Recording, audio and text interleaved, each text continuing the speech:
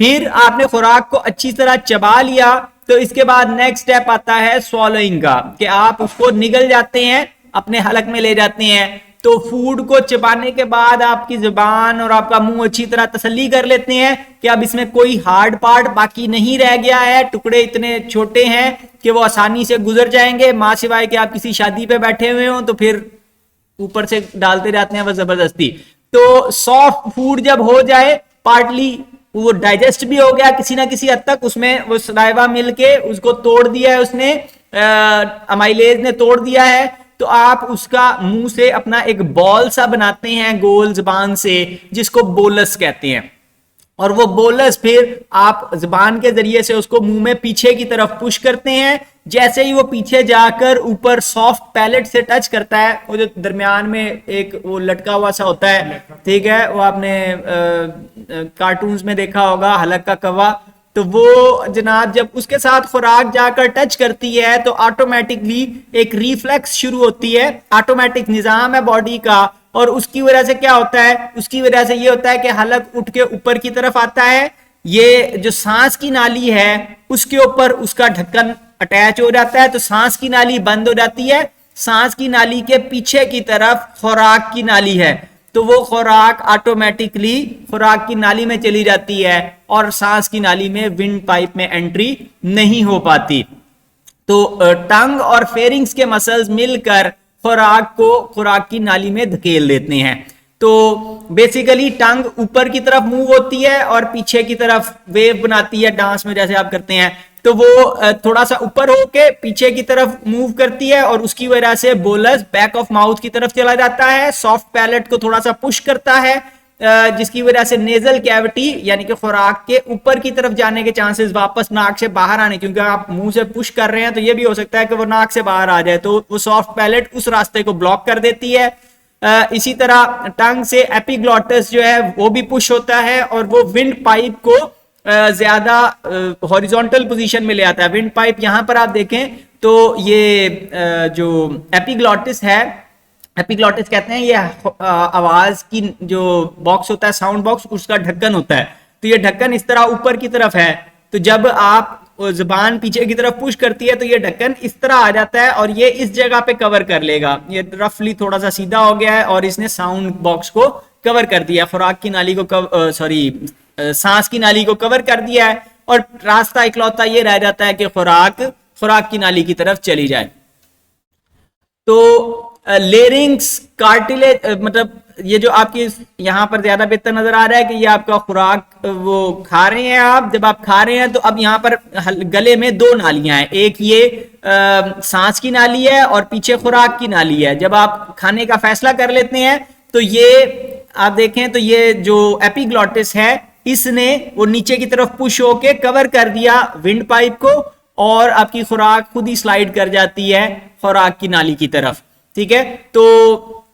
Larynx आपका sound box है, तो उसके ऊपर कार्टिलेज लगी हुई है, इसको ग्लॉटिस कहते हैं, जिसमें रिंग ऑफ मसल्स हैं। तो इन सारों के एक्शन की वजह से फिर खुराक ग्लॉटिस में नहीं जाती और एपिग्लॉटिस फूड को पीछे की तरफ भेज देता है और खुराक एसोफेगस में चली जाती है। अब खुराक निगलने का फैसला, शुरुआती फैसला आपका वॉलंटरी है। एक दफा ये सीरीज ऑफ एक्शन शुरू हो जाए तो फिर आपका इख्तियार नहीं रहता, शुरू करना आपका इख्तियार है, लेकिन जब शुरू हो जाए तो सारा सिस्टम ऑटोमेटिक है, वो खुद ब खुद प्रोसेस चलता है। फिर उसके बाद आप उसको रोक के बाहर नहीं ला सकते कि ओहो इसमें तो हड्डी भी शामिल थी या कुछ और था, तो वो फिर बाहर निकलना मुश्किल हो जाता है। तो जैसे ही फूड हलक की बैक के साथ टच होता है तो वो सिस्टम ऑटोमेटिक हो जाता है, सारा कुछ बॉडी खुद कंट्रोल करती है और उसको एसोफेगस में भेज देती है।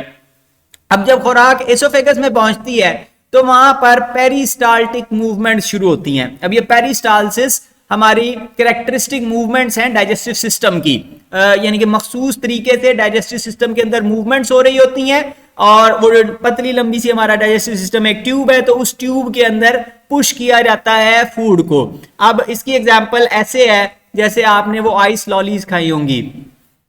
खाई हुई है आइस लॉली नहीं खाई, पतली लंबी सी प्लास्टिक की ट्यूब के अंदर वो बर्फ जमी हुई होती है, ठीक है। अब वो क्या होता है कि वो जब उसको पीते हुए अगर वो टूट जाए दरमियान में से तो आप शक करते हैं तो आगे से वो पिचक जाती है और पीछे वाला वहीं पे ही रह जाता है। फिर आपको क्या करना पड़ता है, फिर आपको पीछे से वो उसको पिचका के आगे की तरफ लाना पड़ता है। तो एग्जैक्टली वही काम यहाँ पे भी है कि एक पतली लंबी सी ट्यूब है, पीछे से पिचका के खुराक को आगे आगे धकेलती हैं। तो यहाँ पे आप देख सकते हैं कि ये खुराक वो बोलस आ रहा है और उसके पीछे पीछे से स्मॉल वो जो उसकी एसोफेगस है उसको पुश करता जा रहा है पीछे से पिचका के आगे की तरफ। तो जहां जहां वो आगे मूव करेगा पीछे से वो पिचकते जाएंगे मसल्स और उनकी वजह से खुराक आगे पुश होती जाती है। तो फूड को कैनाल के अलोंग पुश किया जाता है, वेव्स ऑफ कॉन्ट्रैक्शन चलती हैं यानी कि वो सुकड़ती हुई एक लहर चलती है और यहां पर सर्कुलर और लॉन्गिट्यूडनल मसल्स हैं यानी कि लंबाई के रुख भी मसल्स लगे हुए हैं, दायरे के रुख भी मसल्स लगे हुए हैं और ये वेव्स ऑफ कॉन्ट्रैक्शन और रिलैक्सेशन प्रोड्यूस करते हैं जिसकी वजह से फूड आगे की तरफ पुश होती जाती है। तो बोलस के पीछे की तरफ से वो कॉन्ट्रैक्शन शुरू होती है और वो पूरे आपको डाइजेस्टिव सिस्टम में उसके पीछे पीछे पीछे पीछे धक्का लगाते जाते हैं जब तक वो इनस तक ना पहुंच जाए। तो स्टमक के अंदर वक्ती तौर पर वो काम रुकता है और बाकी सारे हिस्से में ऐसे ही चलता रहता है। और यही मूवमेंट की आवाज अक्सर आपने महसूस भी की होगी कि जब आप खामोशी में लेटे हुए हो तो पेट में वो ची या गुड़गुड़ की सी आवाज आती है, ठीक है। तो वो किसकी है कि एक तरफ से खुराक मूव कर रही है दूसरी तरफ और उसके पीछे कॉन्ट्रैक्शन चल रही है और उसकी वो ये नहीं होता कि एकदम बड़ी तेजी से मूव कर जाए बल्कि बड़ी स्लो कॉन्ट्रैक्शन होती है। तो इनको पेरिस्टाल्टिक मूवमेंट कहते हैं। बाज दफा पेरिस्टालसिस रिवर्स डायरेक्शन में चल सकती है, इसको एंटी पेरिस्टालसिस कहते हैं और उसकी वजह से फूड ऑपोजिट डायरेक्शन में मूव करना शुरू कर देता है। बाज दफा स्मॉल इंटेस्टाइन से वापस स्टमक में आ सकता है या अगर स्टमक में है तो वापस मुंह में आ सकता है जिसकी वजह से आपको उल्टी आ जाती है, वॉमिटिंग होती है। वो वॉमिटिंग बेसिकली उल्टी डायरेक्शन में मूव कर रहा है कि फूड में कोई ऐसा कंपोनेंट था जिसने आगे जाकर आपकी इंटेस्टाइन को या स्टमक को तंग किया है, कोई बैक्टीरियम था या कोई और ऐसा टॉक्सिन उसमें मौजूद था तो उसकी वजह से आप उल्टी कर देते हैं। फिर इसी तरह हंगर पैंग्स होते हैं, ये इंपॉर्टेंट शॉर्ट क्वेश्चन है, एंटी पेरिस्टालसिस भी हंगर पैंग्स भी बार बार पूछते हैं। तो हंगर पैंग्स कहते हैं वो जो कहते हैं पेट में चूहे दौड़ना, ठीक है, कि वो जब आप भूख लग रही हो आपको तो पेट में से गुड़गुड़ की सी आवाजें आना शुरू हो जाती हैं। तो जब ब्लड के अंदर ग्लूकोज का लेवल कम होता है तो उस वक्त फिर वो अंदर से वो पेरिस्टालसिस की फोर्स जरा बढ़ जाती है, वो ज्यादा आंतें मूव करना शुरू कर देती हैं। अगर आपने 12 से 14 घंटे हो गए हैं खाना नहीं खाया तो उस वक्त अमूमन ये शदीद हो जाते हैं। पांच लोगों को कम वक्त में भी 6 घंटे 8 घंटे में भी हंगर पैंग्स शुरू हो जाते हैं। तो अब ये जो मूवमेंट हो रही है इसमें ग्रेविटी असिस्ट करती है, यानी कि आप सीधे बैठे हुए हैं तो ग्रेविटी की मदद से खुराक ज्यादा जल्दी नीचे की तरफ जाएगी, उतना ज्यादा जोर नहीं लगाना पड़ेगा। लेकिन अगर आप खाना खाने के बाद उल्टे सर के बल खड़े हो जाएं तो क्या होगा, उल्टी फिर भी नहीं आती। वो पेरिस्टालसिस खुराक को एक ही डायरेक्शन में मूव करती है। ये नहीं हो सकता कि वो जबरदस्ती खुराक आगे की तरफ आ जाए। वो वॉमिटिंग का प्रोसेस अलग है कि अगर उसमें कोई ऐसी चीज है जिसकी वजह से पेट ये डिसाइड करे कि इसको आगे नहीं लेके जाना तो फिर उल्टी आनी है। अदरवाइज उसने आगे की तरफ यानी कि वो ऊपर की तरफ, अगर आप उल्टे लटके हुए हैं तो वो ऊपर की तरफ फूड को मूव करना शुरू कर देती है, यानी कि वो एक स्ट्रॉन्ग फोर्स है जो खुराक को अपने नॉर्मल पाथ पे चलाए रखती है।